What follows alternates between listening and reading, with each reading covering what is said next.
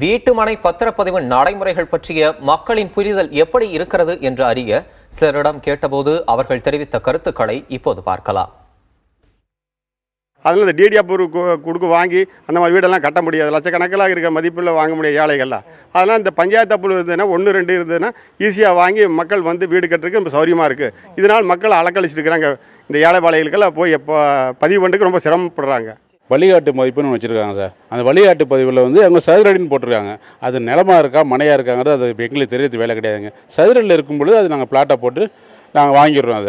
இதை போய் நிலம் இப்போ பண்ணக்கூடாதுன்னு சொல்லிட்டு இருக்காங்க. அவ்வளோ எங்களுக்கு இதனால் பொழப்பு சுத்தமாக நின்று போச்சுங்க.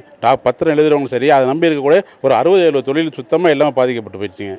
வீட்டு மனைகளில் விவசாய நிலம் தான், உண்மையாலுமே அது விவசாய நிலம் தான். விவசாய நிலமாக இருந்தும் அது வந்து சதுரடி மதிப்பில் வந்துட்டதுனால அதுவே இப்போ பத்திரம் பதிய முடியாமல் தேங்கி நிற்கிது. இப்போ இதுக்கு அரசாங்கம் இதனால் விவசாய குடும்பங்களும் சரி, இல்லை பாமர மக்கள் சரி, 5 சென்ட் 10 சென்ட் ஃபேமிலியில் குடும்ப உறுப்பினர்களுக்கிடையே எழுதக்கூடிய ஆவணங்கள் இது எல்லாமே தடைப்பட்டு நிற்குது. இதுக்கு அரசாங்கம் ஏதாவது ஒரு முடிவு. அதாவது வீட்டு மனை வந்து ஒருத்தங்க வாங்கிடுறாங்க, வாங்கினதான் அவங்க ரீசேல் பண்ணணும்னு நினைக்கிறாங்க. பண்ணணுங்க போது அதுக்கு டிடிபி அப்ரூவல் வேணுங்கிறாங்க. அந்த டிடிபி அப்ரூவல் எங்கே போய் எப்படி, அதாவது வில்லேஜாக இருந்தால் அவங்க கார்ப்பரேஷனில் வந்து மாநகராட்சிக்கு போயிடுறாங்க. வில்லேஜுக்கு வந்து அது எந்த வழியில் போகிறதுன்னு அவங்களுக்கு தெரியவே இல்லை. அங்கே போய் கேட்டாலும் அவங்க தெரியலைன்னு சொல்கிறாங்க. அதுக்கு என்ன வழி வேணுங்கிறத அரசாங்கம் தான் சொல்லணும்.